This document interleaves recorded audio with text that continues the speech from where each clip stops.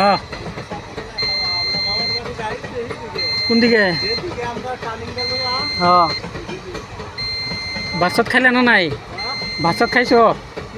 ভাত খাইছ তখন খাইতে লাগবো তো ভাত চাত